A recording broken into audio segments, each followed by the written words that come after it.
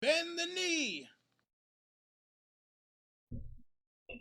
Valor Mogolis, everybody. This is Don Willie back again with another edition of Ice and Fire Opinions. And oh boy, this one I'm pretty sure people will love because he's a fan favorite, and that is man over my shoulder here, Mr.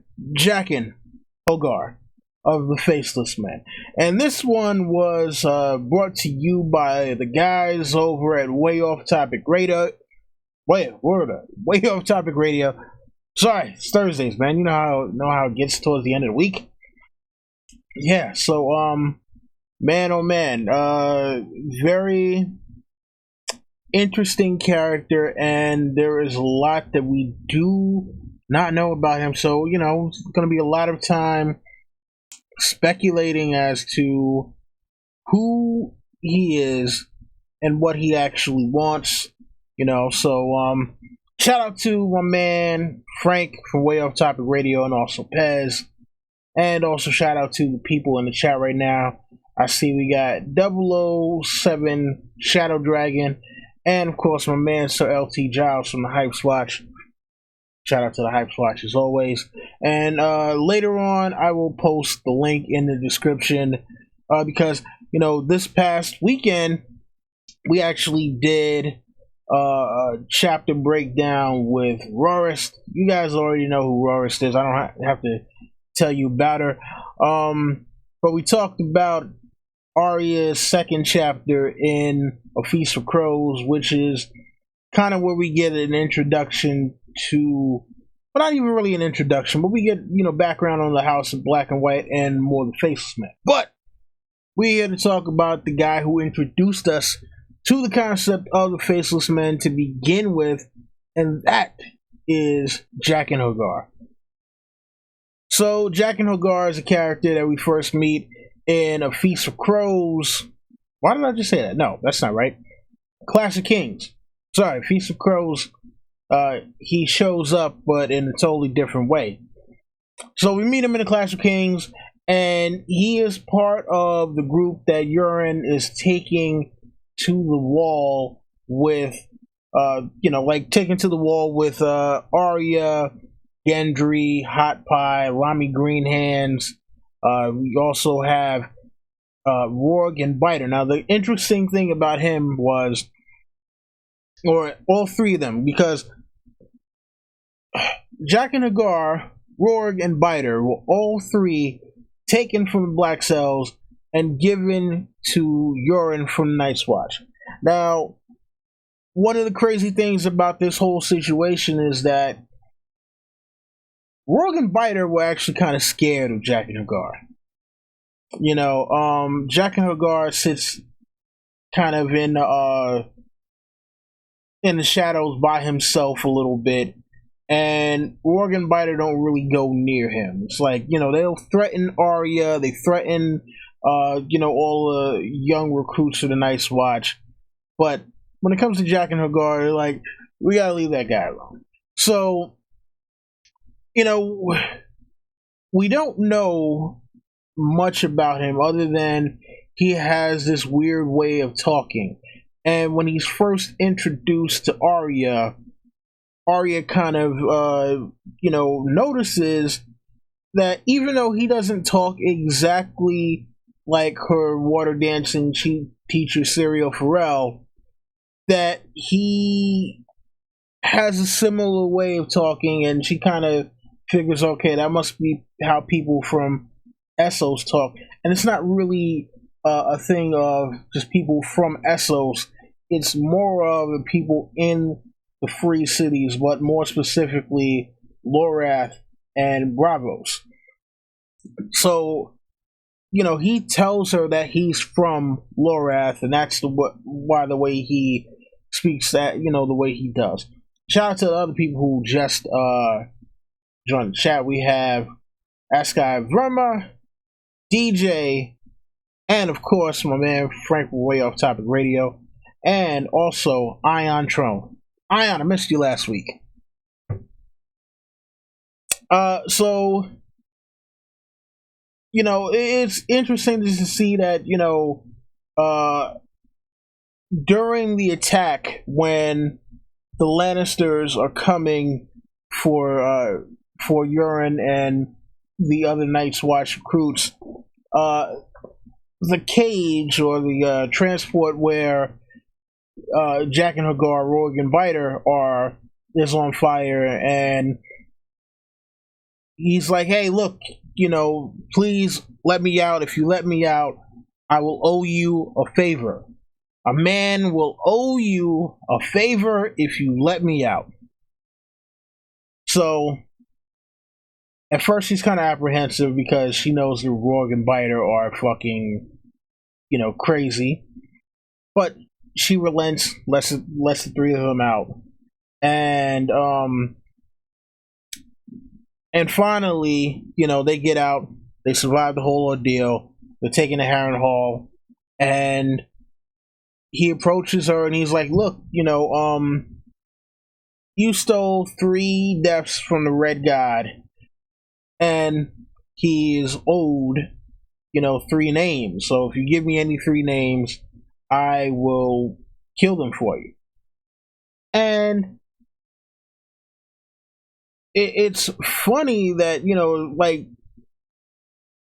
I remember going back and rewatching the show and thinking to myself, now that's interesting. If the Faceless Man's God is supposed to just be death, why is he saying that the Red God is owed 3 deaths? And honestly speaking, I didn't get the chance to look specifically for I didn't get to look specifically for the quote in the book, but I do believe in the book is also said like the Red God is owed 3 deaths as well. I could totally be wrong about that. If there's anybody in live chat right now who can either confirm or deny that, please let me know.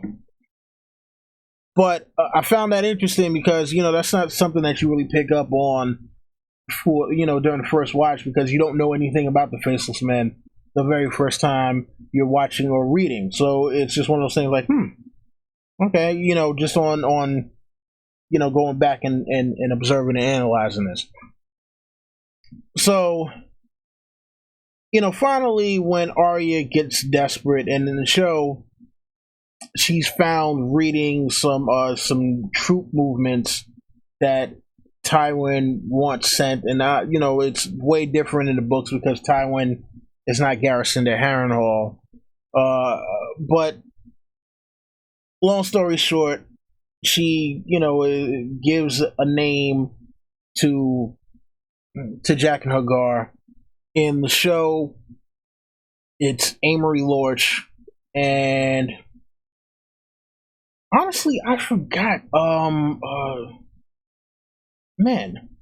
Honestly, I forgot which name that she gives him in the book, and it's funny because I was reading, Jaqen H'ghar's profile just to try to refresh some of this stuff, because a lot of it I still do remember, but yeah, the names, I'm horrible with names. For anybody who doesn't know, I'm absolutely horrible with names, and I'm not even just talking about Game of Thrones. I'm talking about real life people. Man, listen, I call people in real life all kinds of shit that is not their name all the time, but they know me now. Like that's my thing, that I'm not gonna remember your name. So most people don't necessarily mind, but it's a running joke. But yeah, so Ion Trone actually has found the quote from the books, and that is the Red God has his due, sweet girl, and only death may pay for life. This girl, let's see here, this girl took 3 that were his. This girl must give 3 in their place. Speak the names and the man will do the rest. And shout out to Daedric Blackfire. So yeah, that is interesting that it is the Red God who is owed the 3 deaths. Now, the question that I'm wondering, because this is something, because all right, in the show, the guy that we know as the Red God, we will never see a physical manifestation, according to George. He is the Red God is known as the Lord of Light, right? And in the books, it's for lore, kind of AKA the Red God sort of thing, but it's not. There's not too many instances where R'hllor is necessarily known as the Red God. So I don't know if it's a thing where, well, no, because Melisandre is in the Clash of Kings, and there was, I don't know. I don't know if it was a thing where George kind of knew that the Red God and R'hllor were gonna be the same thing, or if that was something that that kind of came later, or if it was supposed to be just shorthand because Arya is not from Essos. Just like, he would have said R'hllor, it would have just kind of flew over her head, kind of thing. But I'm not 100% sure of how that was supposed to go down. Either way, getting way off topic here. A shout out to Kat and also Marilyn Bentley. I was about to totally mess up her name. And also shout out to my man Big E. What's going on, man? So, with this whole thing, he introduces Arya to the idea of the faceless men, and he kills off 2 people for her, and he's like, all right, you got to give me a third name. And in the show, the third name, well, I mean, in the books and the show, she can't really give a third name because the person that she wants is way too far for him to get to. And she's like, look, you got to get me and my friends out of here. Now, in the book, there's this whole kind of thing where Arya poisons some soup. She gets a bunch of the Lannister soldiers sick, so this way she can free the Northmen. Well, not the Lannister soldiers, but brave companions, whoever it is that's guarding damn castle. I keep on forgetting who the hell's guarding Harrenhal, because mine gets jumbled up. You're trying to separate book canon and show canon, and sometimes it gets a little shaky as to which is which. But either way, she's like, all right, well, you got to get me and my friends out of here. And Jaqen H'ghar basically is like, look, that's going to be more than 3 people. To get you and all of your friends out of here is going to be a lot more than 3 people. I already gave you 2 deaths. I only owe you 1. And she was like, all right, fine then. Fine, I'll give you a name. You want 1 name? I will give you a name. Jaqen H'ghar. And you're like, whoa, hey, what the whoa. Hold on here. No, you can't tell me to commit suicide. That, that's not fair. Not cool. She's like, hey, well, listen, either you can go and kill a bunch of people for your Red God, or you can kill yourself. He's like, yo, come on, man, stop playing. Yo, bunch of people or yourself. Ah, God. You little motherfucker. Fine, all right, fine. Look, I'll kill whoever, and then we'll talk about this shit later. And okay, so Marilyn Bentley says Jaqen kills Wheeze in the book. Yeah, you know what? Sometimes it gets hard remembering who's like part of the brave companions. But I do remember that the Brave Companions were some assholes, especially Vargo Holt. Let's see here. Yeah, but he, kills a bunch of people, and he's like, look, before he even kills a bunch of people, he's just like, look, when, and I keep on forgetting exactly what hour. I know people are going to be looking at this like he's forgetting everything. Like, damn it, you know how hard it is to try to keep all this shit in your mind. Got a lot of things on my plate right now, so forgive me, all right. But thank you to all the people in the chat who are kind of helping me out with some of this stuff right now, so I can get the information too.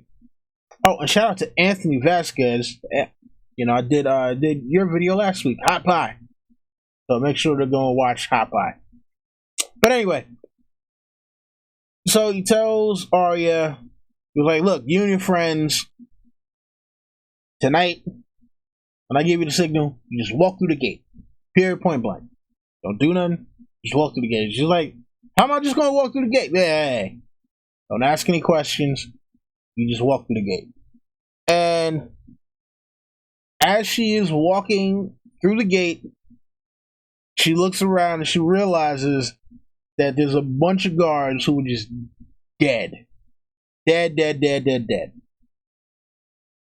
And she, finally catches up with Jaqen, or Jaqen catches up with her later. And she's like, well, how did you do that? Can you teach me how to do that? And, side note about Arya, yeah, it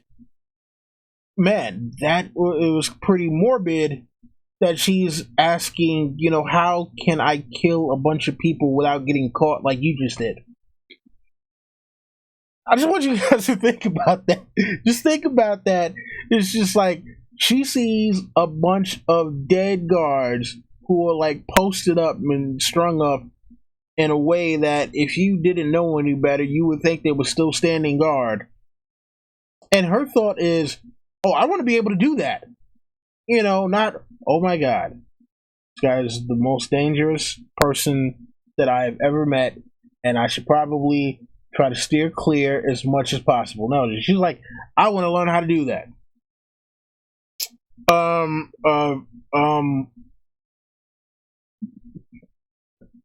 Yeah, morbid.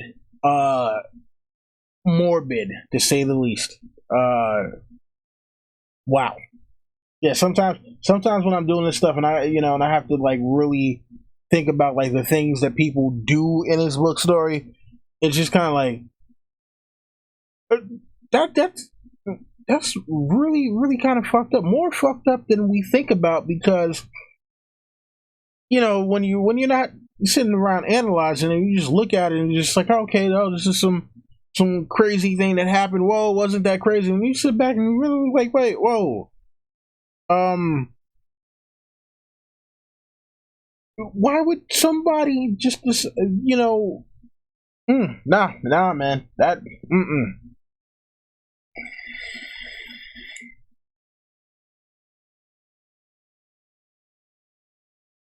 Yeah, that shit morbid as fuck, man. Wow. Alright, so after this, in book and show, Jaqen H'ghar tells her that Jaqen H'ghar is dead. He's like, Jaqen H'ghar is dead. I'm no one. He's like, say Jaqen H'ghar is dead. She's like, alright, Jaqen H'ghar is dead. Then,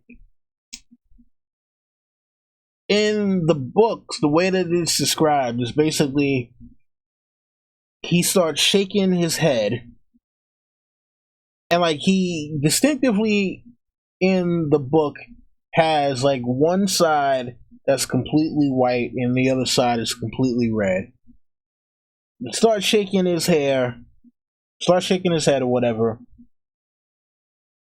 and his hair turns black, and then his face totally changes to somebody way different. And she's sitting up there like, I'm sorry, what just happened now? Like, look, if you want to learn what I just did, you take this coin. This is a faceless man coin.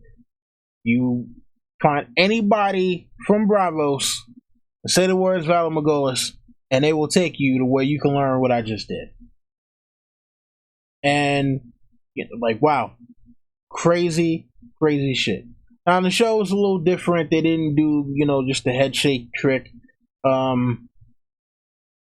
I don't even know if that was an option or if they were going to try to do that, but they decided to go with, him just kind of turning away, turns back, is a totally different person. Which was, it's cool. It's cool. Now the crazy thing too is, after this, we don't see him anymore. Now for the book,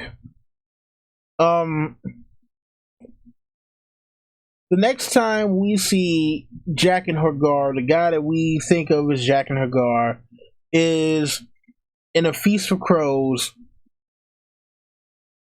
We see him in the very I'm trying to think. Do we get a good look at his face? Yes. Feast of Crows, prologue chapter. There's a man named Pate who is a novice at the Citadel. He's trying to become a maester. But he's like, kind of like, this maester shit ain't all it's cracked up to be.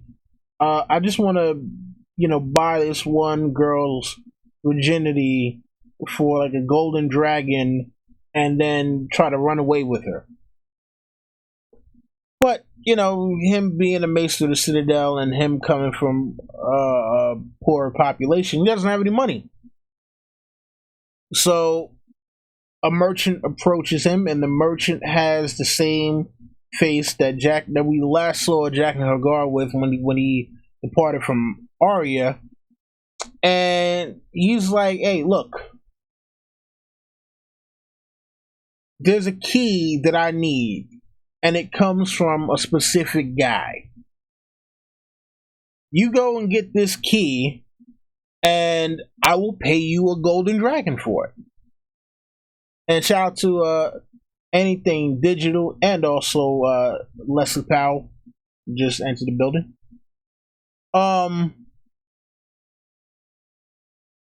So he's like, okay, cool. So, and the funny thing about it is, damn, see, and another thing is getting all kinds of freaking names right now is crazy because I don't remember the maester who he goes and takes the stuff from. But this is what I love about the books is that there's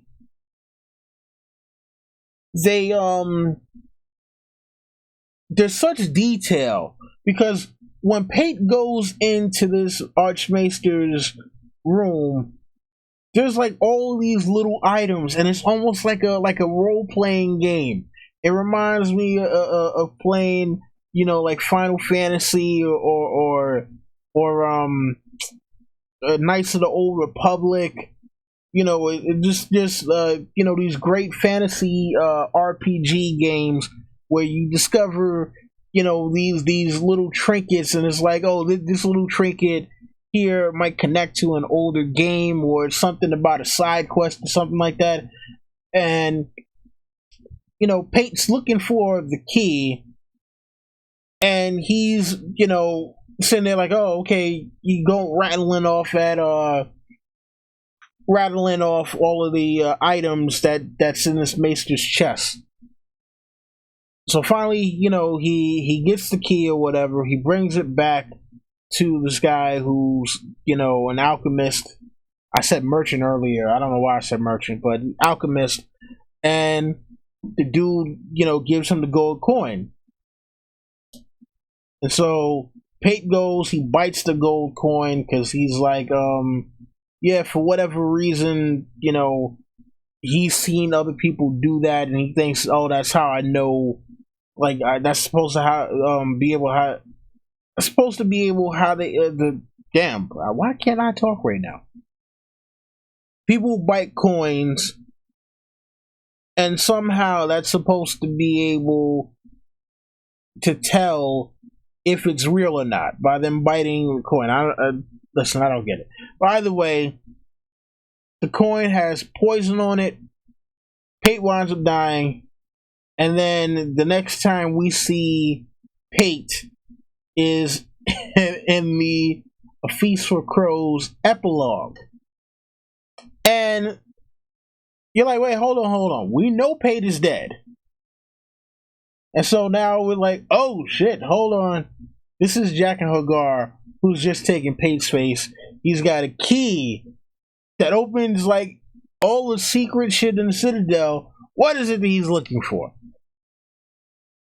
And I remember the first time, like, not even the first time, but like maybe the first 2 times that I went through the A Feast of Crows epilogue. No, it's not even epilogue. It's not the epilogue. It's Sam's last chapter. There is no epilogue in A Feast of Crows. I don't want anybody who watches this later who might wind up reading the books looking for an epilogue that isn't there. It's the last chapter, but it's a Sam chapter, and it's the last chapter we see Sam in from his point of view. But the first 2 times that I went through it, I didn't even notice that Pate was there in the room when Sam and Arelis are talking to Marwyn. Like, he's in there that entire time. And it wasn't until the 3rd time that I realized, oh, he's sitting right there in the room, just silent, just in the corner. And then, Sam introduces himself. He's like, hey, yeah, I'm Samwell Tarly. And he's just like, oh, yeah, me. I'm Pate, like the pig boy. And it's like, holy shit, he's sitting right there. Like, that is the craziest shit ever. And that's one of those things that I love about the way that the books are done, because there's so many things that kind of get dropped on you, and it's like, you may not catch it the first time, but when you do catch it, it's like the implications are so big. I don't know what to make of all of this. So there's been a lot of speculation as to what is it that this guy is doing in the Citadel right now. What is it that he's looking for? Now, I've heard a lot of people theorize that he is looking for a way to kill Daenerys' dragons, because, as we know, the Braavosi were former slaves of the Valyrians. And many people have speculated that, that the Braavosi actually caused the doom of Valyria. So, imagine how crazy that would be if Jaqen H'ghar is the dude looking for, a way to bring down Daenerys and kill off the dragons once and for all. But we don't know, because there's so much about the Faceless Men that we don't know. And so we really have to speculate as to what is it, what is it that is actually going on? And I really wish they would have touched on this in the show. Man, I mean, God damn, George, we need the goddamn books, man. I need to know what happens. The people need to know what the hell is going on with this. Look, I'm speculating myself, and I may not be the first person to speculate this, but I think that Sam is going to kill Jaqen H'ghar. And I know you might be thinking, oh, wait, no, can't be. Oh, and shout out to AU Packman. John, I didn't even see you come in, man. Sorry, I've been rambling on about Jaqen H'ghar. I didn't even see you come in. I must pay AU Packman his proper respects. Yeah, but, I'm thinking that Sam is gonna be the dude that when it's all said and done, um, people like he's gonna be like he's already Sam the Slayer, right? He's killed a White Walker in the books and in the show. In the show, he killed a Then, which was like, oh wow, you killed a fucking wildling. Who the fuck cares? But he's killed a White Walker. I'm trying to think, did he kill anybody else? Like any other magical? I don't think he killed any other magical thing in the books as of yet. No, I don't remember him killing anything else magical in the books. But you know, imagine what that visual will look like if he killed the faceless man. It's not going to happen in the show, and I'm going to get the show Jaqen in just a minute before I go to questions or whatever. But I think Sam is going to be the dude that winds up uncovering conspiracies and all kinds of crazy shit. You know, his plot won't be so rushed. And I don't know if I've done a Samuel Tarly one. If I haven't, then I need to do Samuel Tarly. I don't know. It gets confusing with which one of these I've done and which ones I haven't done. Anyways, so let's talk about show Jaqen. So next time we see show Jaqen is when Arya shows up at the House of Black and White. So you know, and I get it. You know, Jaqen H'ghar was a fan favorite. So they brought back the actor who originally played Jaqen because the guy's charismatic. You know, he sold Jaqen H'ghar for the screen.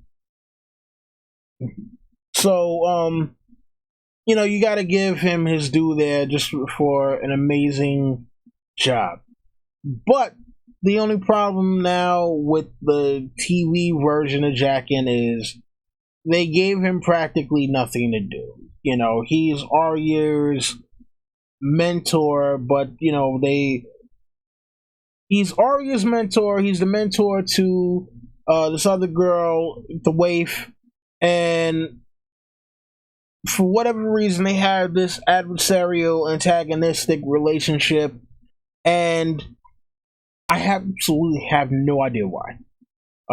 It was never kind of set up. It was just like as soon as she got there, the waif totally hated Arya and was trying to do anything she could to bring her down.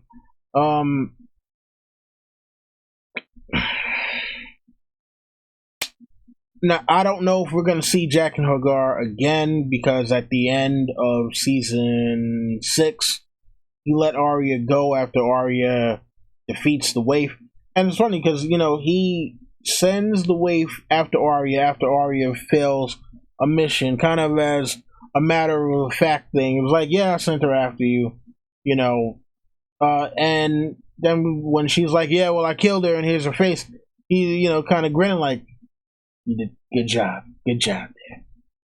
And yeah, it's just, I don't know. I'm real iffy on what they did with his character afterwards. I thought it was interesting though, and again, this is something that I wish they would have tried to explain, because you have Jaqen H'ghar. He's no one, right? He shows up and is like, look, yeah, okay, I'll let you call me Jaqen H'ghar, but remember, I am no one. So when Arya kills Mirren Trent when she's not supposed to, he's like, okay, well, you took a name off the list that that you weren't supposed to kill or whatever, so debt's got to be paid. And he drinks the poison, he dies, and then like the waif is standing there, and then the next thing you know, the waif turns out to be Jaqen H'ghar as well. And it's like, okay, this is kind of crazy, you know. So Arya turns around. There's Jaqen H'ghar. She sees Jaqen H'ghar on the ground as well. She starts pulling off all the different faces, and then finally it gets to her face, and then she goes blind. And then the next time we see her again, because that was the end of season 5. So now we get to season 6, and we got Jaqen in the waif again. It was like, wait, how did that just happen though? We saw Jaqen die, and then the waif turned into Jaqen. How do we have another Jaqen in the waif again? Because we haven't even seen anybody else in House of Black and White at all. It was all Jaqen and the waif. Those are the only 2 people we even saw that worked there. So I'm absolutely confused, and that is, I bet you that is something that will never get a full resolution to whatsoever, because Arya is too busy threatening to kill Sansa and wear her face until she just doesn't want to do it anymore. I know, taking shots, fuck it. You know. They fucked up season 7, goddammit. Shout out to J. Cruz, and also Nide. Alright, so I think I've talked enough about Jaqen H'ghar. Let's take some questions. Questions. And let me put this in chat so the people know.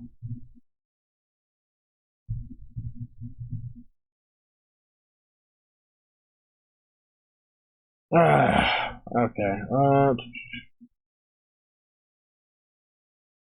Alright. So you guys can see what's going on in the chat. Let's do this.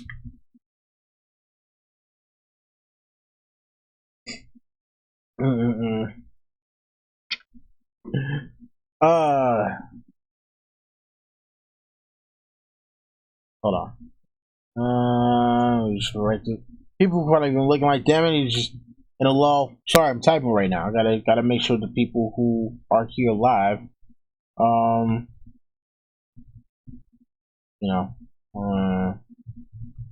yes, questions on anything. Oh, let's see here.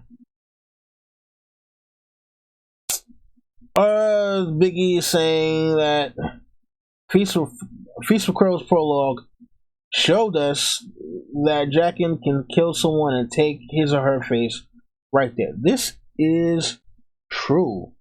This is very true. We're still not 100% sure of the process, but I think that the show has kind of given us the best approximation that we're going to get, which is they peel off the face. Now, I'm not sure if it's with some kind of magical blade or something, I'm not sure if it's with some kind of magical blade, or maybe there's some kind of incantation they have to say, something like that. Hopefully, at least in the books, we'll get to learn more about how the Faceless Man magic works, but maybe not. Speaking of magic, I meant to say this earlier, and I didn't because sometimes I just forget. But I figured since I was going to talk about a magical character, excuse me. Figured since I was going to talk about a magical character, might as well wear a magical hat in this. I've Agamotto from Doctor Strange, which was a pretty dope movie. Oh man! All right, so Marilyn Bentley asked, "What was your favorite part if you had one in season 7?" Oh god! So mine was the death of Lady Olenna. Oh man! Oh man! Oh my god! I don't have an answer for that question. I'll be honest with you. It's too difficult to have an answer for that question. I'm sorry. And it's funny because I'm supposed to be working on this case against Dan and Dave, and I'm thinking about all the different parts. It would have been that video would have been like 3 hours long if I did everything. I'm gonna try to break it down, but it's funny. Like a lot of people saying, a lot of people brought this up, and I think it is correct. It would have been a lot more. I'm like, even though Elena's death, the way that she went out, badass scene. Imagine how much more memorable and how much more of a punch to the gut it would have been if we as the audience never even knew that she was in on Joffrey's death. And we all discovered that at the same time. That would have been mind-blowing. That would have been mind-blowing. Oh man. But you know what? No, I do have a favorite moment in season 7. And that is Euron trolling the shit out of Jaime after he brings back the Sand Snakes and Alaria, Tyene, and Yara. That shit was absolutely hilarious. Euron stole the show, but he wasn't the super villain that the actor claimed that he was gonna be. He said he was gonna make Ramsay look like a little boy. Not so much. Let's see here. All right, let's see if I got anything else. Oh man, you threw me for a loop with that one. Oh my god. Ion Trollum says my troll top 100 question answered by the chairman of eternity. He made a top 200 Trek list, and I asked for 100. Wow. Listen, there's a lot more for Trek. There's a lot more for Trek, though. Yeah, there's a lot more for Trek. All right, Nitty. Let's see, and I'm gonna try to translate here because English may not be this person's first language, so I don't want to make fun of the way the question came out, or it could just be autocorrect, because autocorrect sometimes will really totally destroy your shit, make you look like you were absolutely 100% illiterate when you're trying to type stuff out sometimes. So yeah, autocorrect, fuck you. But you're asking, why did Jaqen H'ghar come to Westeros in the first place? That is the question that me and the rest of the group definitely pondered this past Saturday, because if he was originally in the Black Cells and headed to the Wall, how does he then end up in the Citadel? Because the Wall is north, the Citadel is south. Was he trying to do something at the Wall?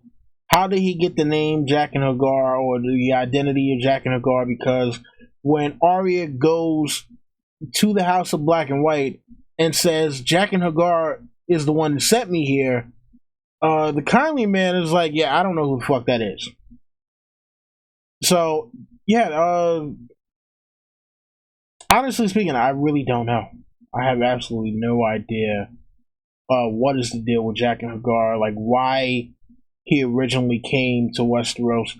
It's one of the big mysteries of the book that hopefully we will get. Yeah, but I think it's probably I don't know. But see, because did he hear about Daenerys' dragons? No, because he was in the Black Cells for a while. Yeah, you know what? I don't know why he originally came to Westeros.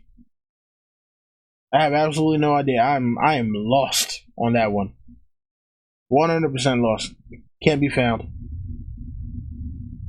All right, so from Cat, do you think we'll see Jaqen H'ghar in season 8? No, no, no. I think they're done with Essos 100%. Yeah, they're done with Essos.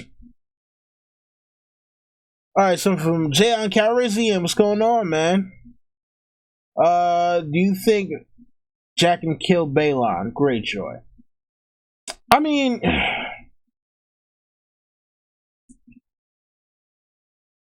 see, here's the thing. Since we don't know how many faceless assassins there are, conceivably it could be him. Logistically, I don't know if it works. I mean, because what, Balon Greyjoy dies. Balon Greyjoy? What's that? Balon Greyjoy. Does he die in a Feast of Crows? No. I'm guessing no. Balon Greyjoy dies in a Storm of Swords because Balon Greyjoy dies even before the Red Wedding, if I'm not mistaken. Huh. Yeah, I mean, let's see. And then you gotta figure the Reach is kind of southwest Westeros, like especially the Citadel. It could be. I mean, the thing about it is, like, we're given such kind of a vague description. It just says that a faceless man, kind of killed him, but that's the thing. Since we haven't met any other actual faceless assassins yet that we know of. So since we haven't actually met any other faceless assassins, I mean, it's safe to assume that it could have been him, but without knowing what their actual strength is, it's just kind of impossible to say with 100% accuracy. So,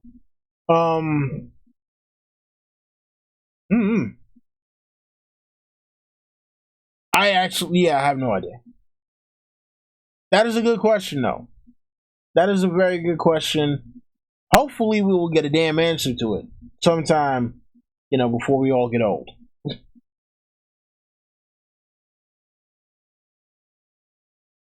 Let's see here.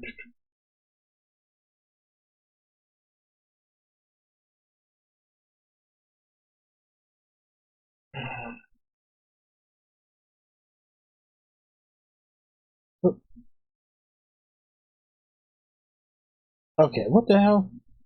Sorry, it kind of just jumped up from me. Let's see. Okay, from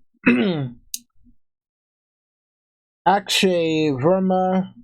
Do you think Jaqen will end up successfully killing a dragon or fail? You know what? I think that I don't think he's gonna make it out of the Citadel.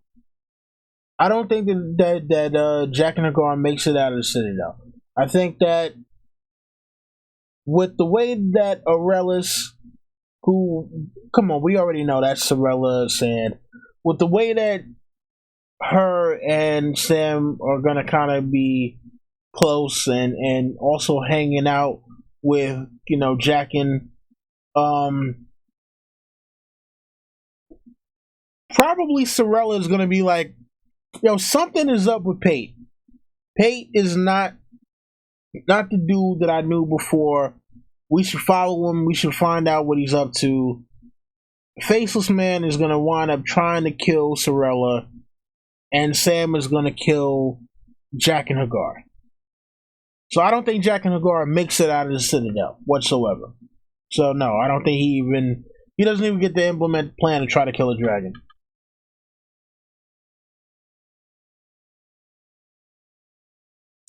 So from Way Off Topic Radio, do you think Jaqen is connected to Serial Pharrell? No. I think the only connection is that they the only connection is that they're both from Bravos. That's about it. All right, from Marilyn Bentley. What do you think Littlefinger's fate is in the books? I think Littlefinger will be fated to take a flight out of the moon door. The Mockingbird, the bad man, will fly. I think that he will get discovered. Sansa is going to find a way to manipulate Robin Arryn and have Peter Baelish thrown out the moon door. And I think in poetic fashion that her last words to him, or at least some of the last words to him, will be, "I've only ever loved one man, only one, only Ned." At least I would like to see that. I think it would be very poetic, and that's the way I think Littlefinger should have died in the show as well. So from Anthony Vasquez, what are you expecting from the Book of Swords on October 10th? Well, for one, I definitely want to see what happens in the whole Sons of the Dragon thing with Maegor and Maegor and why am I forgetting his brother's name? I'm just totally lost on names right now.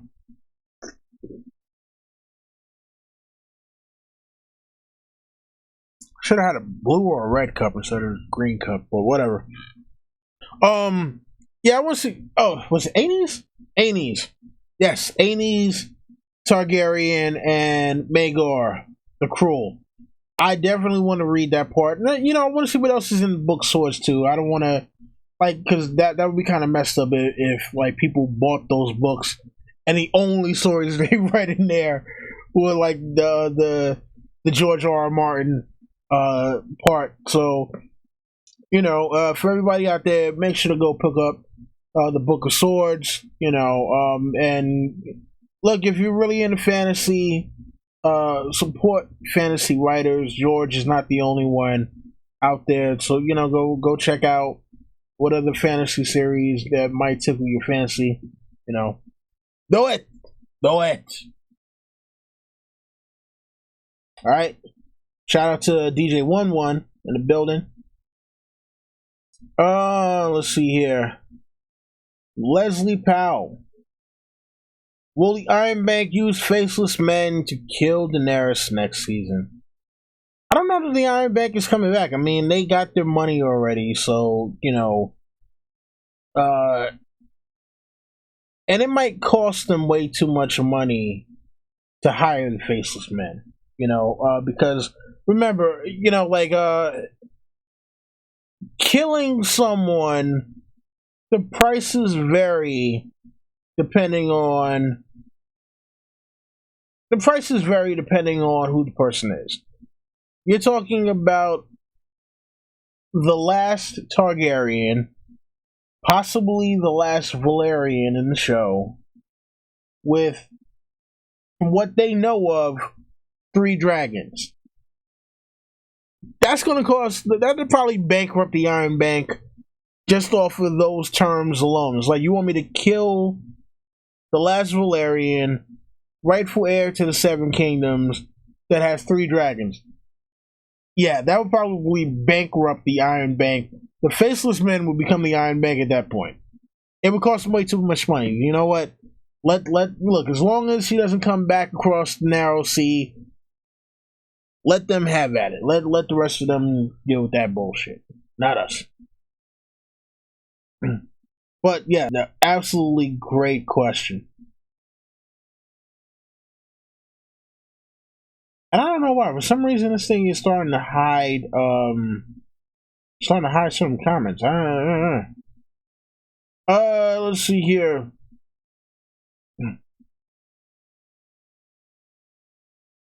DJ, can we get an update on Dario?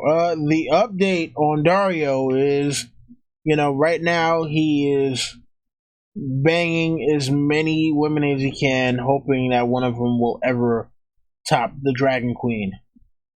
Only to find out none of them will ever be as special in his heart. Yeah, so that's the update on Daria. Let's see here. Oh, what's going on, Ricky? My man, Ricky. Let's see here. Let's see here. So, way off topic, Radio is asking, how many faceless men did Arya really talk to? Since it seems like they all use Jaqen's face. I have absolutely no idea. No idea. That is a excellent question. Shout out to Tyrion Jr. Lance Stark as well. Alright, so let's see, from Ricky Hunt. Is there a Jaqen, or is he just the face multiple faceless men use?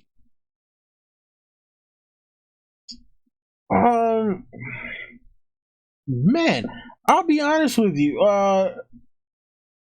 Because I think in the books is one face that whoever can use, but the guy that we know is Jaqen has it. In the show, I don't know what the hell any of that shit was supposed to mean.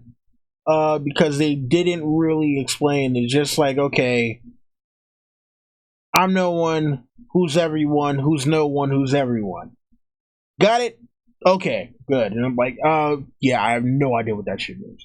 So, absolutely no idea. Alright, so Kat asked, which other character besides Littlefinger you didn't want to die? I'm guessing you're talking about in season 7. There's no other character that I didn't want to die. And look, it's not even that I didn't want Littlefinger to die. It's just that I think that the way that they did it, it looked satisfying in terms of, okay, yeah, he got his comeuppance. But it's when you start working backwards to how they actually got there that things start to kind of fall apart. And so it's not that I didn't want him to die. It's just that I felt that for the character that he should have been, he should have been, the death should have been more spectacular, in my opinion.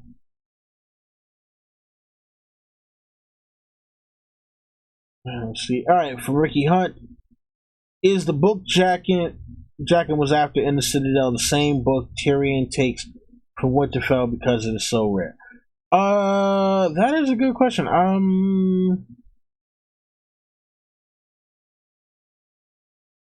Because, I mean,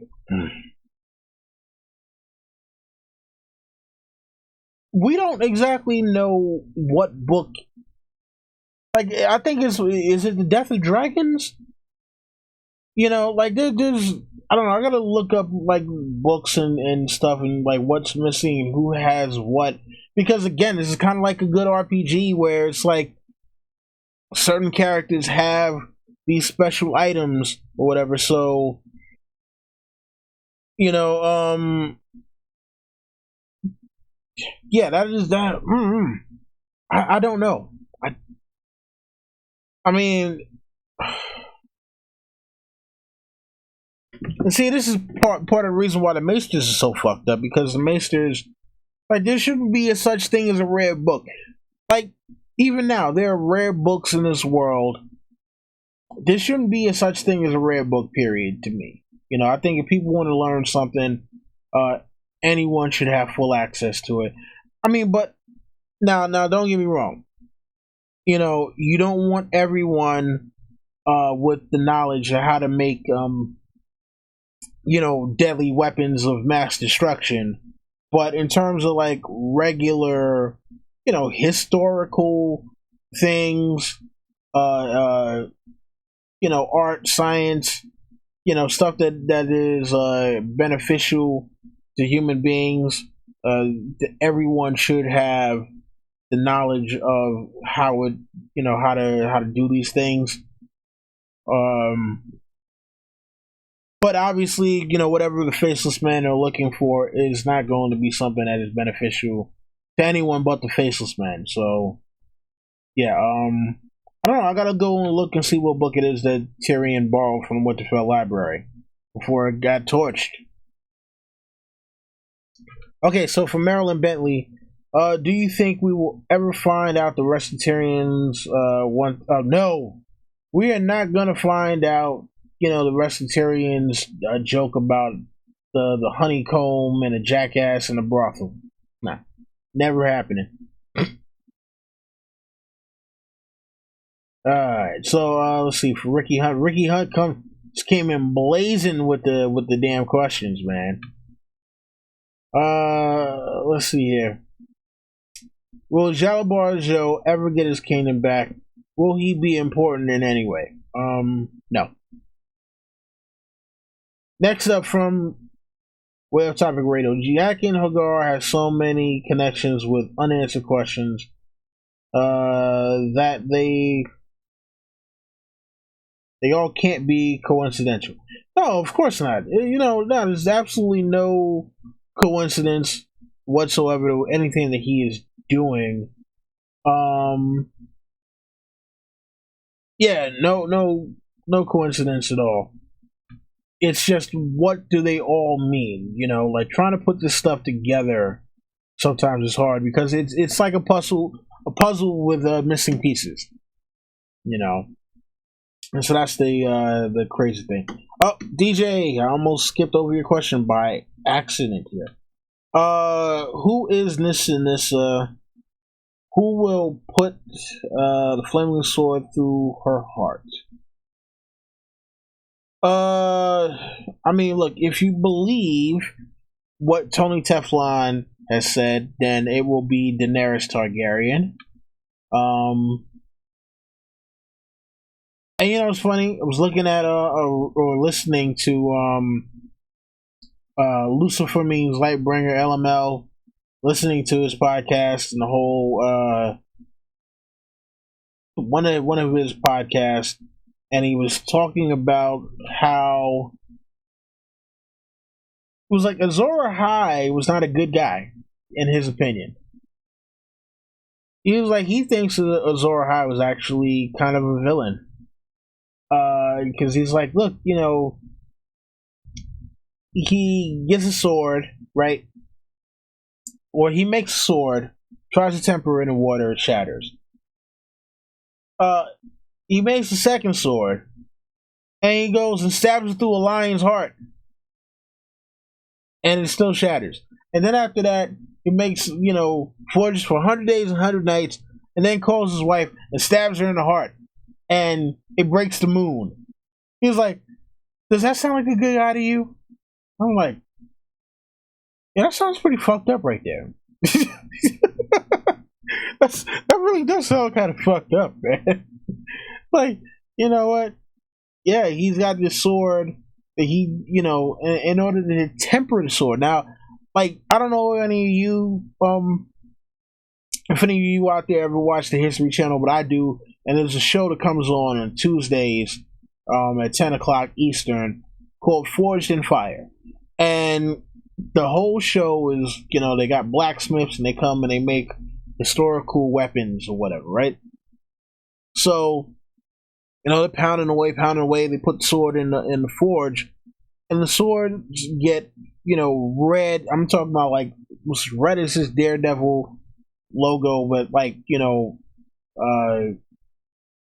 just hot.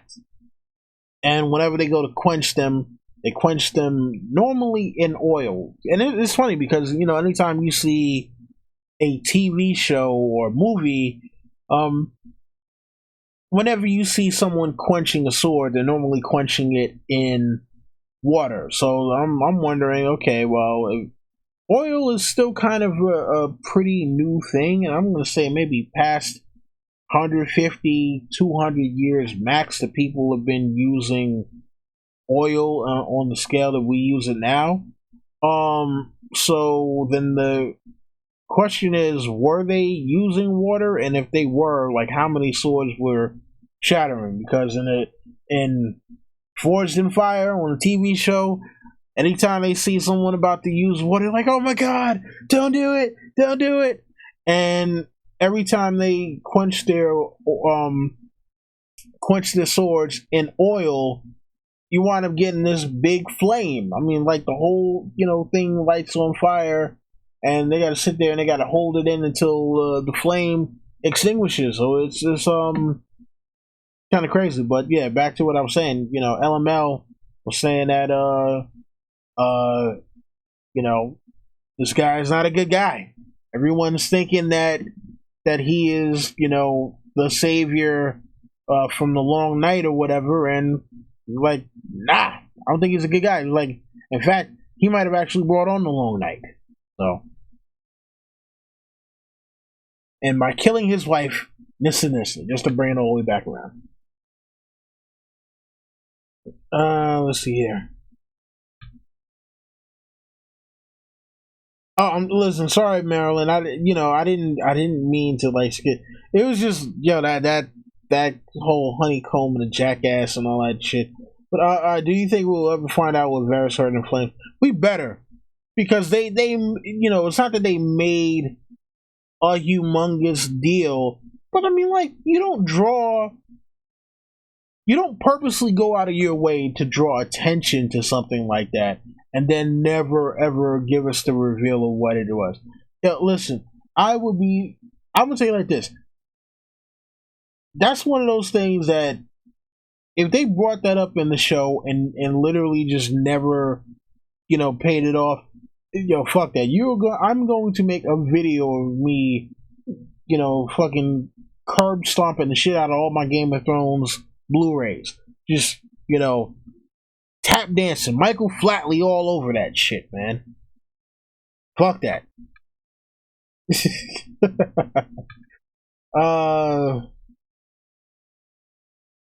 Okay, so from Ricky Hunt, do you think that Lemoncloak could be Richard Lonmouth, Rhaegar's squire who disappeared?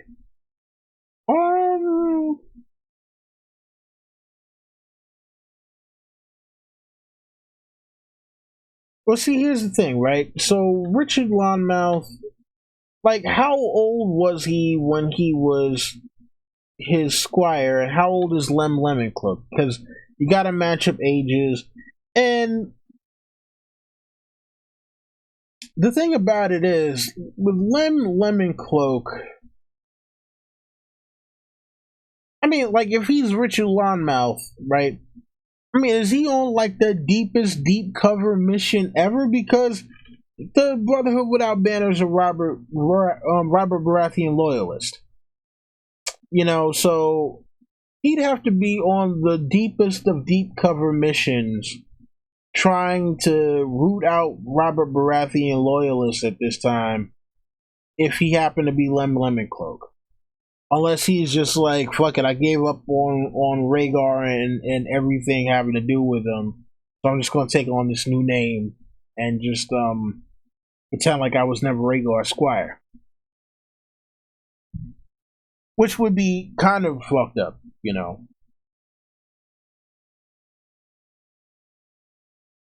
But again, it depends on how he viewed Rhaegar. So, great question, though. I have to do some investigating into that one.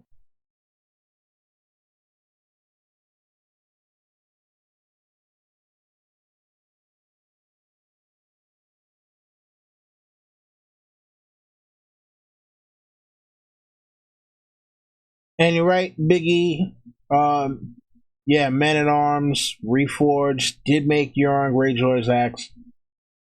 Thought that was an absolutely great. Thought that was absolutely great build. Great Game of Thrones build. That was an awesome axe too. All right, from Leslie Powell. Let's see. Jaime killing Cersei is what most likely will happen next season, but I feel Arya may use her faceless man skills to take one of the biggest names off her list. Cersei. Thoughts? I mean, okay, so since they haven't done the Valonqar prophecy for the show, I could see it being Arya who winds up killing Cersei. And, easiest thing, poison. Well, if Cersei does not wind up delivering a child, like let's say she has a miscarriage, Cersei is a big drinker. We all know Cersei was always drunk. Her and Tyrion were the two people that every time you saw them in practically every scene, there was a cup in their hand with wine. So I think Cersei, like if we're talking about Arya killing Cersei, I think the best thing for her to do would be to poison her rather than be like some super assassin stabby kind of thing. So yeah, and again, I'm saying if Cersei winds up somehow having a miscarriage, I think Cersei would probably turn back to drinking again, and that would be the perfect opportunity for Arya to get her, is poisoning her drink.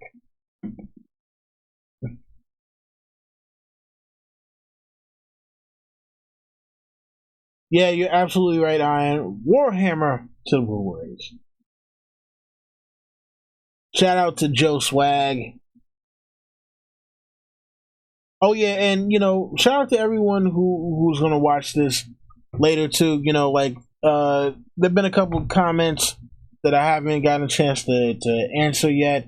People saying, "Hey, sorry I couldn't catch it live." Look, you never need to apologize for not being able to catch this live. People have lives that they had to leave. And some people are working, some people are just out doing other things. I don't expect everyone to be here on Thursdays, but I am grateful to the people who do show up, and I'm grateful to all you who get to watch this afterwards as well. It's funny. Like I got 3,200 subscribers, and for the most part, our videos get like maybe at max 400 views. So for the people who do actually watch the videos and like them, I do very much thank you from the bottom of my heart. It means a lot to me. I greatly appreciate it. I'm gonna take a few more questions and then I absolutely must go because I do have a project that someone is paying me to work on. And like saying Wall Street, money never sleeps. All right, so from Ricky Hunt, do you believe the sailor's wife is Tysha? If so, is Lana Tyrion's daughter? Lana. Uh, hmm.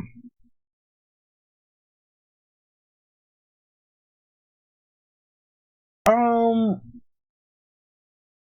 Wait, Lana. I guess Lana was in the brothel too. I mean, it would make sense, but I mean, to me, Penny seems more like the obvious choice for Tyrion's daughter. For the most part, if you think about it, Penny is kind of the right age,